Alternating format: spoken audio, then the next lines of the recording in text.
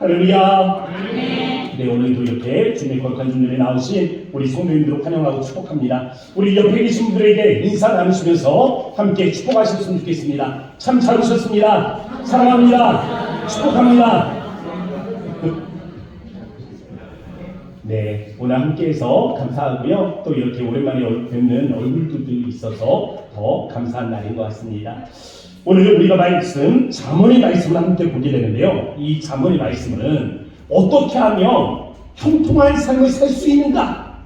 이 질문에 대한 지혜를 우리에게 허락하시는 말씀입니다. 오늘 말씀도 어떻게 하면 우리가 세상을 살아갈 때 형통한 삶을 살 수 있는가에 대한 답을 전달해 주고 있죠. 돈이 많은 것을 가리켜서 뭐라고 말합니까? 부자죠. 부유한 것입니다. 물질적으로 풍요로운 거예요. 그런데 부자라고 해서 잘 살고 있는 것인가? 라는 질문에는 다릅니다. 부자라고 해서 잘 살고 있는 건지는 모른다라는 겁니다. 반대로 가난하다면 물질적으로 부족하다라는 건 아니겠습니까? 그러면 가난하다고 해서 잘못 살고 있는 것인가? 그는 또 아니라는 거죠. 형통한 삶을 살기 위해 필요한 것이 무엇입니까? 지혜입니다. 하나님은 우리 인생을 만드실 때 영적 질서를 따라서 만드셨어요. 이 질서와 원리에 따라서 살도록 만들어 주셨습니다. 우리가 이 영적 진리를 깨닫고 그 원리대로 살아가게 되면 우리의 삶이 형통해질 수 있다는 것이 바로 잠언의 가르치는 것입니다. 오늘 본문은 이러한 영적 삶의 원리를 4가지로 우리에게 전달해 주고 있습니다.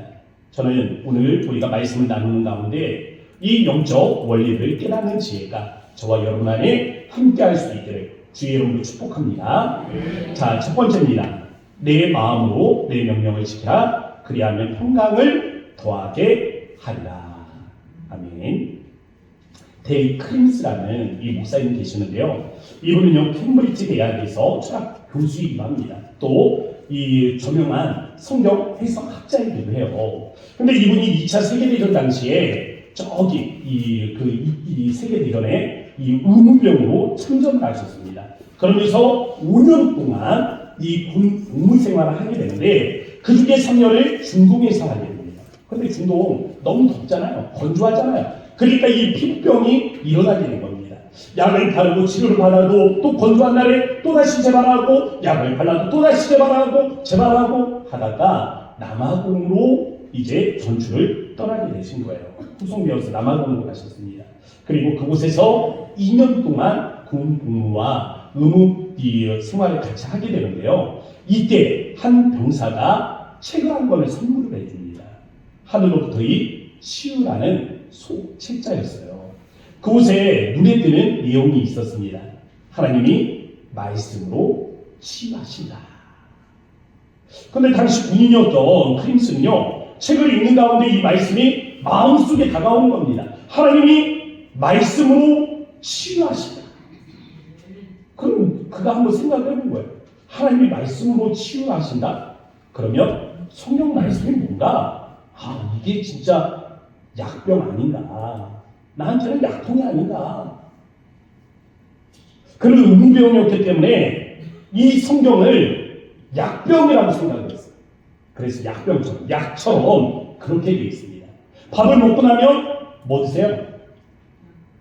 약 드시잖아요. 제가 아는데 우리 권사님들 집에 가보니까 수두룩해 쌓여있더라고요. 그러면서 밥을 먹으면 먹는 거, 밥 먹기 전에 먹는 거 다 써져 있더라고요. 이 크림스가 그렇게 했다라는 겁니다. 밥을 먹고 나면 이 말씀을 읽는 거예요. 밥을 먹고 나면 또 말씀을 읽습니다. 그렇게 밥을 먹고 나면 이 말씀을 읽고 밥을 먹고 나면 약을 먹듯이 그렇게 말씀을 읽고 나니까 이 병이 치유가 된 거예요. 그러면서 크림스 목사님이 이 말씀이 육체를 치유하는 데는 4가지 영적인 원리가 있구나 라는 그 사실을 잠언 말씀을 통해서 발견을 하신 겁니다. 잠언 4장 20절부터 22절 말씀 함께 읽어보도록 하겠습니다. 다 같이 읽어볼까요? 우리 앞에 있는 자막을 보시고 함께 읽겠습니다. 시작. 내 아들아, 내 말에 주의하며 내가 말하는 것에 내 귀를 기울이라. 그것을 내 눈에서 떠나게 하지 말며 내 마음속에 지키라. 그것을 얻는 자에게 생명이 되며 그의 온 육체의 건강이 되리라. 아멘. 온 육체의 건강이 된다 하면서 네 가지 말씀을 주셨죠. 뭐예요? 내 말에 주의하며 내 귀를 기울이고 항상 내 눈앞에 그것을 두고 내 마음속에 지키라. 이 네 가지 원리를 전달하고 있는데 오늘 본문의 말씀, 이 잠언 3장의 말씀에서는 이것을 이 단어로 말씀하고 있죠. 마음으로 지키라. 마음으로 지키라. 하나님의 명령을 잊지 않고 마음으로 지키는 방법, 이것에 대해서 사장에서는 뭐라고 말하는 거예요? 그것을 온 신경을 집중해서 그 말씀을 바라보고 귀를 기울이고 말씀을 눈앞에서 떠나지 않게 하고 그 말씀을 마음속에 채우라 라고 말해주고 있는 것입니다. 말씀의 주의를 집중하고 귀를 기울이고 눈으로 봄으로써 마음에 채워가는 데 있어서 우리가 주의해야 될 게 두 개 있습니다. 무엇을 어떻게 하는 거예요? 무엇을 어떻게? 우리는 보통 관심 있는 것들에 우리가 좀 궁금해하잖아요. 그러면서 이 관심을 두는 거에 그 궁금해서 들으려고 하지 않습니까? 우리가 듣는 것으로 결국 우리의 마음은 채워지게 되어 있습니다. 평소에 무엇에 관심을 두는가 보면 그 마음에 뭐가 들었는지 알 수 있다는 거죠. 때문에 주변에서 들려오는 잡다한 것들, 이 수많은 것들 다 들어서는 아니 됩니다. 마구잡이로 듣다가는 우리의 마음이 마구잡이가 되는 거예요. 잡동사니가 되는 겁니다. 골라서 들어야 돼요. 좋은 것들을 들을 수 있어야 됩니다. 우리가 골라서 보아야 돼요. 좋은 것들을 보아야 하는 것입니다. 그래서 성경은 우리에게 이렇게 말씀하시죠. 너희가 무엇을 듣는가 스스로 삼라. 집에 보면 여러분 지저분한 것들 있죠. 어디가 지저분합니까? 안 보이는 데 아니에요? 보통 또 방문을 열고 들어가서 창문 위에 잘 안 보이니까 여기에 먼지가 쌓입니다. 또 이 직장에서도 저 높은 선반 위, 잘 손이 닿지 않는 곳, 눈길이 닿지 않는 곳, 다 거기가 먼지가 쌓이더라고요. 아니면 창고방 문을 닫아놓고 손님이 와도 보지 않는, 그리고 평소에 나도 잘 쳐다보지 않는 그런 방이 있다면 거기는 아마 난리일 거예요. 네. 평소에 내가 잘 보지도 않고 남들도 보지 못한다고 생각을 하니까 그렇게 지저분한 건 아니겠습니까? 마찬가지 아니에요? 우리 마음. 여러분의 마음을 아무도 모른다라고 생각을 하면 지저분할 겁니다. 근데 반대로 여러분의 마음을 사람들이 볼 수 있다라고 생각을 해보세요. 오늘 이렇게 예배에 왔는데 누가 저를 보고 목사님 마음에 그게 들어있어요. 어떻게 목사님 마음에, 장로님 오늘 주일인데 어떻게 그런 마음을 가지고 오셨어요? 권사님 어제 저일인데 아직도 그 마음 가지고 다니시는데, 사람들 보면서 우리한테 이야기를 한다고 생각을 해보십시오. 우리 마음이 보여진다라고 생각을 해보세요. 그러면 우리가 이 마음에 함부로 나쁜 것들을 넣을 수가 없죠. 사람들이 우리의 마음을 들여다 본다라고 생각을 하면 우리가 좋지 못한 소문에 귀를 기울일 수가 없는 겁니다. 사람들이 우리의 마음을 본다라고 생각을 하면 우리가 음란한 것을 바라볼 수가 없는 거예요. 우리가 사람들이 우리의 마음을 알고 있다라고 생각을 하면 부정한 것에 관심을 둘 수가 없죠. 그래서 베드로전서 3장 3절부터 4절 말씀은 이렇게 말하고 있습니다. 우리 현대인의 성경으로 한번 읽어보겠습니다. 다 같이요. 화면을 보고 읽겠습니다. 시작. 여러분은 겉모양만 화려하게 꾸미지 말고 순하고 정숙한 마음가짐으로 속사람을 아름답게 하십시오. 그것은 하나님이 보시기에 매우 귀한 일입니다. 아멘. 여러분, 겉만 꾸미지 마시고요, 마음을 꾸미세요. 아내를 꾸미십시오. 우리의 속사람을 아름답게 가꾸는 것이 무엇입니까? 말씀에 온 신경을 집중해서 그것에 이 귀를 기울이는 것입니다. 더불어서 눈 앞에 날마다 떠나지 않게 하는 거예요. 더불어서 그것을 마음속에, 하나님의 말씀을 마음속에 새겨가는 거죠. 또한 말씀을 어떻게 듣느냐가 중요한 문제입니다.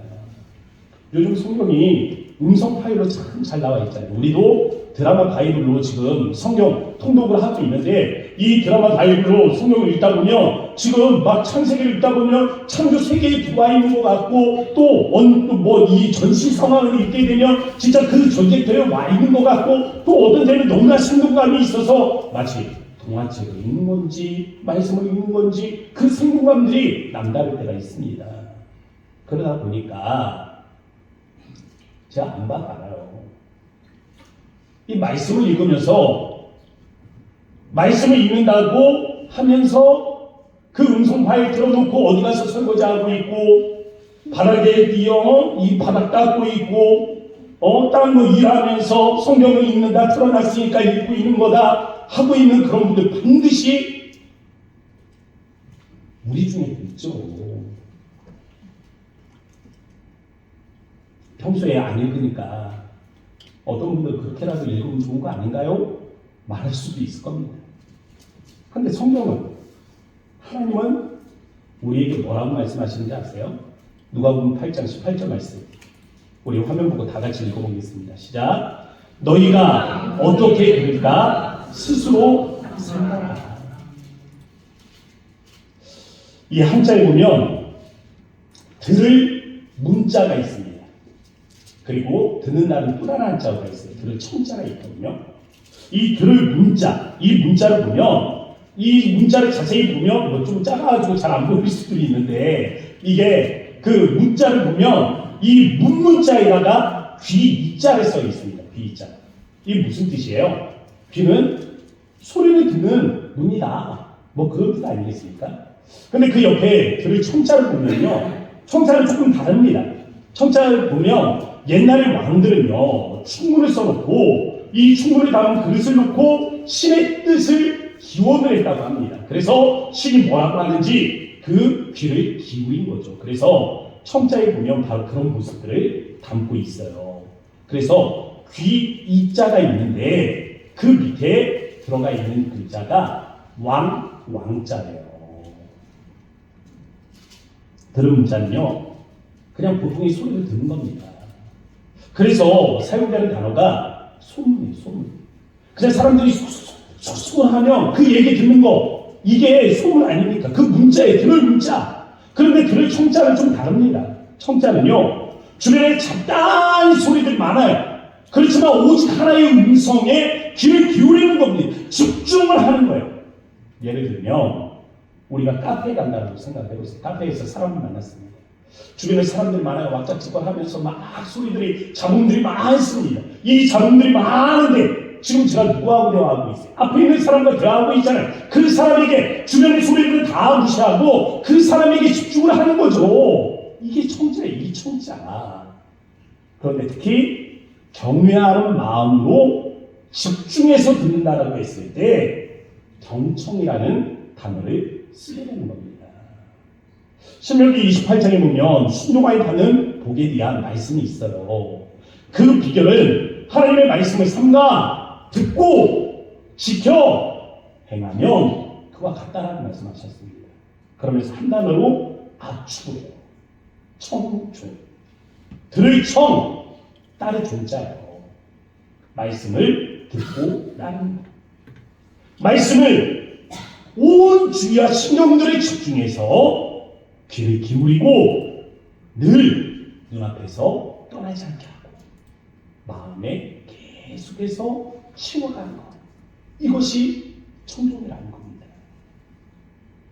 하나님의 말씀으로 우리의 마음을 차곡차곡 채워갈 때 하나님께서 우리에게 약속하신 축복이 있죠. 무엇입니까? 평강한 삶을 약속하시는 겁니다.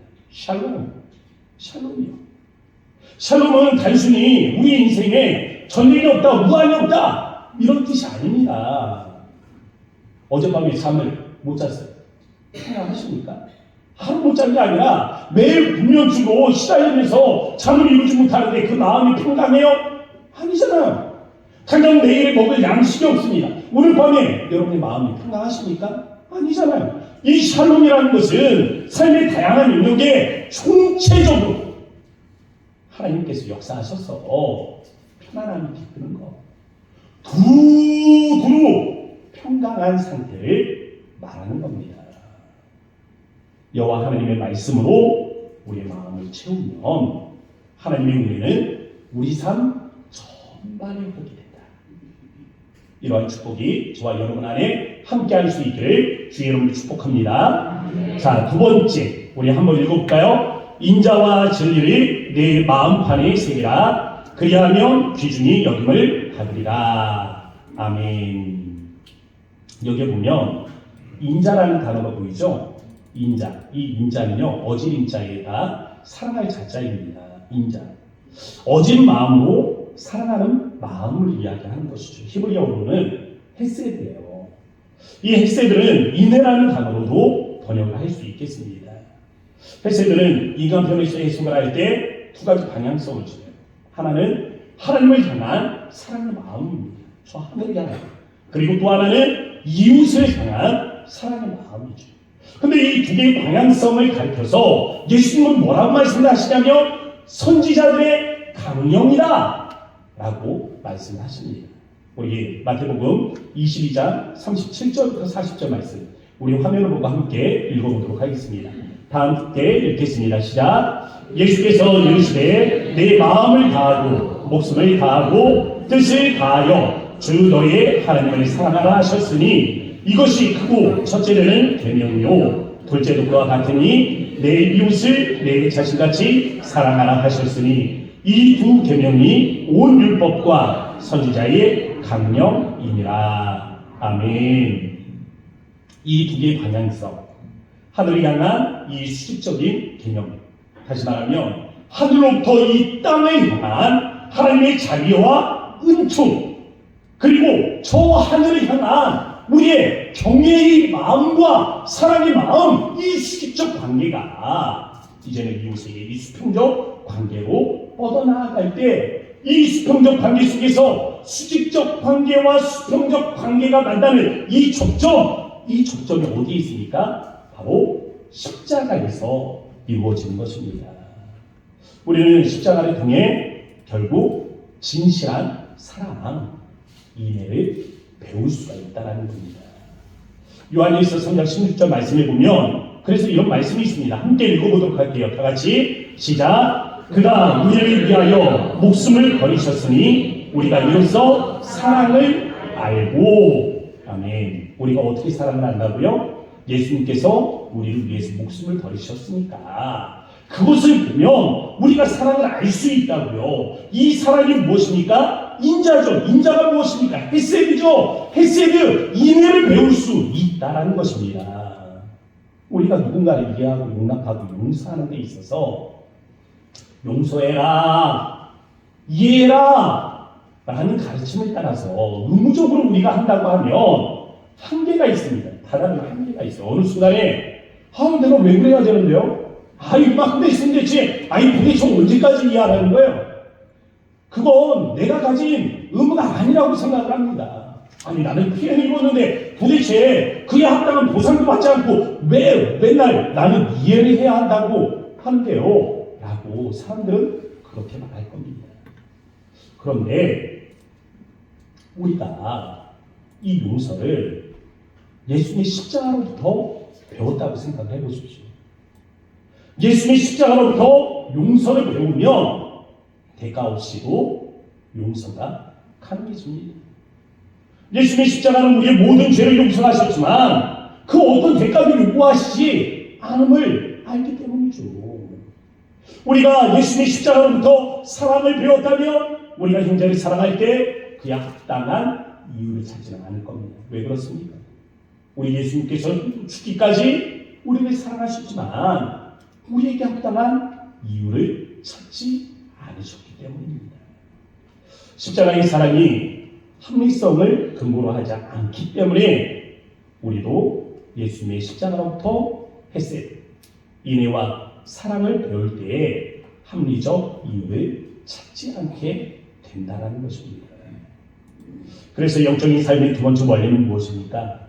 인애와 사랑, 이 진리를 마음에 새기고 있으면 하나님이 우리를 소중히 여기신다. 십자가로부터 이 사랑을 배우십시오. 하나님의 인애를 배우세요. 하나님께서 여러분들을 소중히 여기실 것입니다. 세 번째, 범사에 그를 인정하나 그리하며 내게를 지루하시리라. 범사에 하나님을 인정하는 것은 그분을 완전히 신뢰하는 것을 의미하는 것입니다. 잘 되는 일도 하나님의 뜻이 있다. 안 되는 것도 그래 하나님의 선하신 계획이 있다. 믿음으로 바라보는 거예요. 근시안적으로는 우리가 우리의 삶에 이해되지 않는 부분들이 아마도 많을 겁니다. 그런데 인생을 긴 여정을 두고 바라봤을 때 하나하나 깨달아지는 게 있더라고요. 이래서 하나님께서 나를 그 어려움을 경험하게 하신 거구나. 그 고난 가운데 그냥 두셨던 거구나.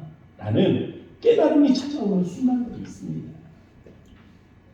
성경에 보면 바벨론의 포로로 끌려갔던 이 다니엘의 세 친구들이 있죠. 사드락과 메삭과 아벤고입니다. 이 바벨론 신상에 절하라는 명령을 듣지 않고 그들이 고개를 빳빳이 들고 있으니까 사람들이 저들을 고소해서 풀무불에 가두어지게 됩니다. 화형을 당하면서 이들이 했던 말이에요. 다니엘서 3장 17절 18절 말씀. 왕여 우리가 섬기는 하나님이 계시다면 우리를 맹렬히 타는 풀물 가운데서 능히 건져내시겠고 왕의 손에서도 건져내시리이다. 그렇게 하지 아니하실지라도 왕이여 우리가 왕의 신들에게 섬기지도 아니하고 왕이 세우신 금신상에 절하지도 아니할 줄을 아옵소서. 그날 다니엘도요 왕이 금령을 내립니다. 기도하지 마라. 다른 신에게 기도하지 마라. 이 금령을 어기고 하루에 3번씩 기도의 자리로 들어가요. 또다시 피소를 당합니다. 그래서 그도 사자굴에 던져지게 되죠. 그러나 놀라운 것은 하나님께서 다니엘의 세 친구도 다니엘도 놀랍게 구해 주신다는 것입니다. 다니엘을 사자굴에 던지셨던 이 사자굴에서 건지셨던 하나님, 사드락과 메삭과 아벤누고를 풀무불에서 건지셨던 그 하나님. 그런데 보면 스데반이 복음을 전할 때 돌에 맞아 죽는 그 순간 하나님께서는 날아오는 돌들을 막아내지 않으십니다. 결국 스데반은 그렇게 돌에 맞아 죽게 되죠. 그러나 죽음은 끝이 아니라는 것을 우리가 기억해야 합니다. 이 죽음이 우리의 사역이 실패했다라는 방증이 되지 못한다는 것입니다. 1956년에 에콰도르에 5명의 젊은이들이 선교사로 들어갔습니다. 아우카 인디언들을 전도하기 위해서였어요. 완전히 원주민들이에요. 완전히 아직 이 문맹들입니다. 문명화가 이루어지지 않은 그 원주민들이죠. 물론 이 청년들은 옆구리에 권총을 차고 들어갔습니다. 권총을 차고 들어갔지만 이 권총이 아우카족들과 싸우기 위한 권총이 아니잖아요. 야생 짐승들이 나타나며 자기를 보호하기 위한 안전장치였죠. 이 5 남자들이 오래전부터 하나님의 뜻을 행하는데 아낌없이 자신의 이 전 인생을 바치던 그런 젊은이들이었어요. 아우카족을 전도하기 위해서 들어간 후 며칠 후에 이 5명의 청년들이 강바닥에 죽음의 시신으로 둥둥 떠다니고 있는 것을 발견하게 되었습니다. 아우카족에 의해서 죽음을 맞이하게 된 것입니다. 하나님을 방패와 방벽으로 믿었던, 주님을 그토록 순전하게 사랑했던 젊은이들을 하나님은 그냥 창에 찔려 죽도록 내버려 두셨던 것입니다. 왜 그리 하셨을까? 죽음은 실패한 사역의 반증이 아니라는 것입니다. 오히려 하나님은 이들의 죽음을 통해서 영광의 문을 열어주시고요.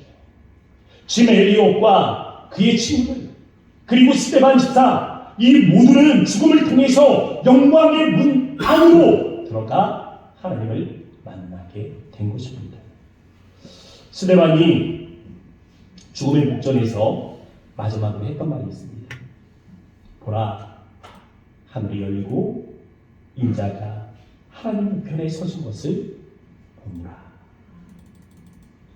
이용기 선교사님이 쓴 내려놓음이라는 책이 있잖아요. 이 책에 보니까 이 베스트셀러로 많이 알려지면서 이 사람들이 관용어구처럼 쓰는 단어가 있습니다. 내려놓음. 목사님 내려놓겠습니다. 목사님 내려놓아야 하려나 봐요 하면서 이야기를 하는데 그 뉘앙스들을 가만히 들어보면 사람들이 포기의 의미로 이 단어를 사용을 하더라고요. 이제는 포기할 때가 된 것 같습니다. 포기하겠습니다. 내려놓겠습니다. 뭐 이런 식으로 사용하는 것 같더라고요. 그런데 저는 이 내려놓음이라는 이 단어를 포기의 단어로, 포기의 의미로 그렇게 사용하지 않습니다. 오히려 하나님의 뜻이 무엇인지를 알고 하나님을 인정하는 가장 적극적인 표현, 하나님의 뜻이라면 내가 순종하겠습니다 라는 이 믿음의 결단, 바로 그 결단이 담긴 표현이라고 있습니다. 아브라함은 100세가 되었습니다. 아들을 얻었죠. 이삭을 얻었습니다. 그런데 이 이삭이 자라났어요. 소년이 되었습니다.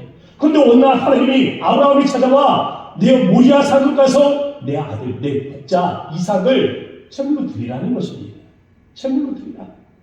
하나님의 음성에 이삭과 함께 모리아 산으로 아브라함이 떠나게 됩니다. 하나님께 제사를 지내기 위해 길을 떠난다라는 사실을 이 이삭이 알고 있었어요. 그래서 아빠에게 묻습니다. 아버지, 불과 나무는 있거니와 번제할 어린 양은 어디에 있습니까? 그때 아브라함이 이삭에게 이야기해요. 내 아들아, 번제할 어린 양은 하나님이 자기를 위해서 친히 준비하실 것이다. 저는 모리아 산으로 향하던 아브라함에게 분명히 믿음이 있었다라고 생각합니다. 번제할 어린 양은 하나님이 친히 준비하십니다. 그러나 그리 아니하시죠. 아브라함은 번제단을 다 쌓았지만 하나님이 친히 준비하신 어린 양을 보지 못했습니다. 하나님이 친히 자신을 위하여 어린 양을 준비하실 것이다. 그러나 그리 아니하시죠. 재단을 다 쌓고 아들 이삭을 향해서 칼을 들어서 치려고 하는 그 순간까지도 저는 아브라함에게 믿음이 있었다고 생각합니다. 하나님이 친히 자기를 위해서 어린 양을 준비하실 것이다. 그러나 그리 아니하실지라도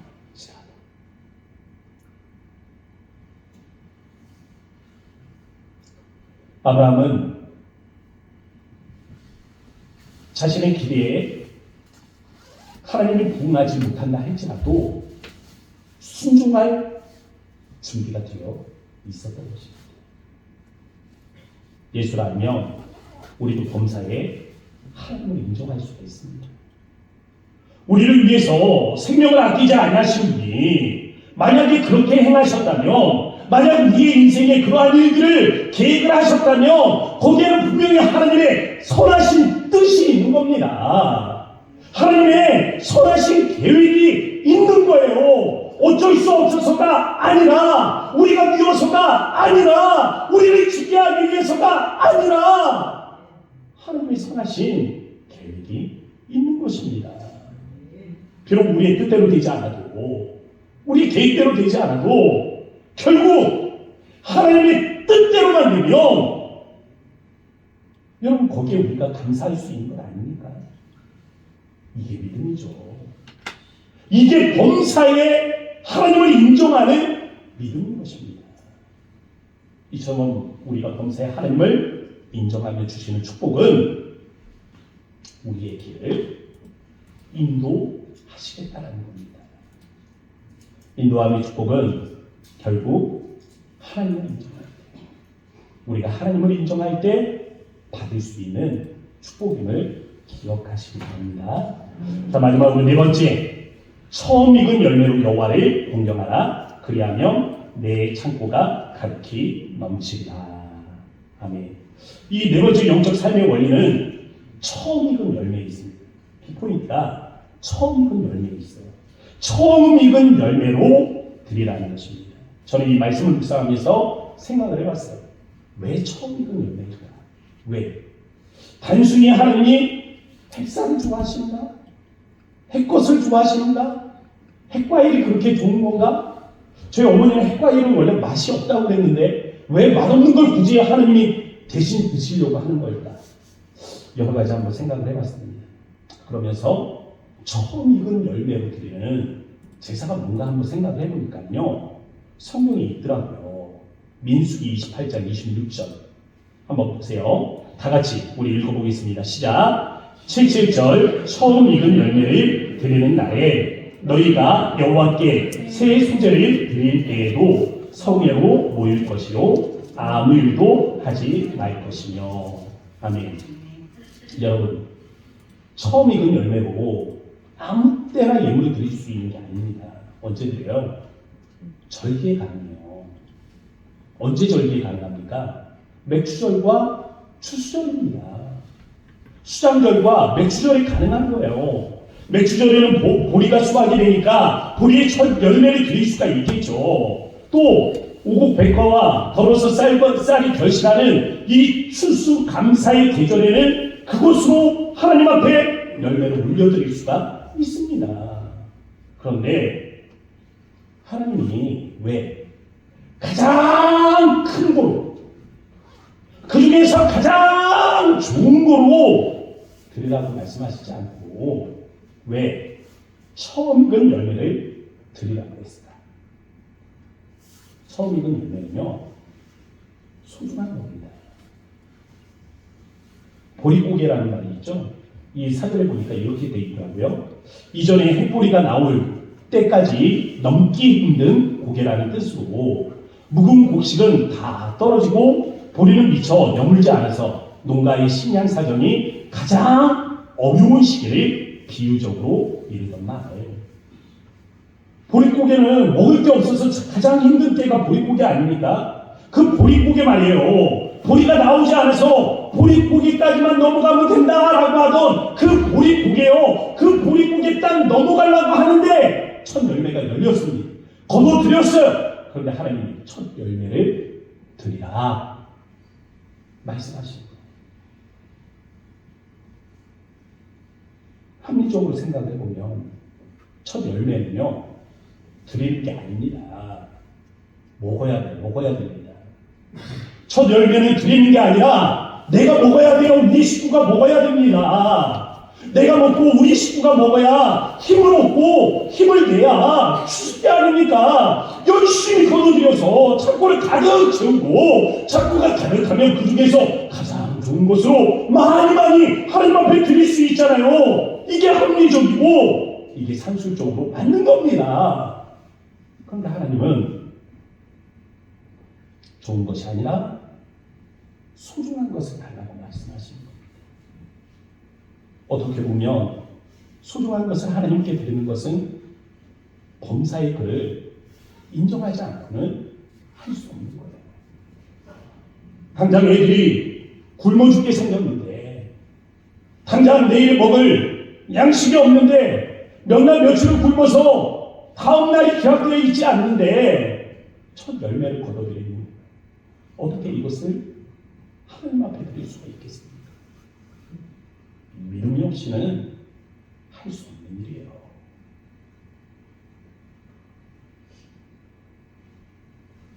우리는 소중한 것을 하나님께 드리면 잃어버린다, 뺏긴다 생각할 수도 있습니다. 그런데 결코 잃어버리거나 뺏기는 법이 없습니다. 하나님은요, 지금까지 우리의 삶이 그러죠. 우리 인생이 그러죠. 하나님은 정말 우리에게 필요한 것으로 도로 채워주셨잖아요.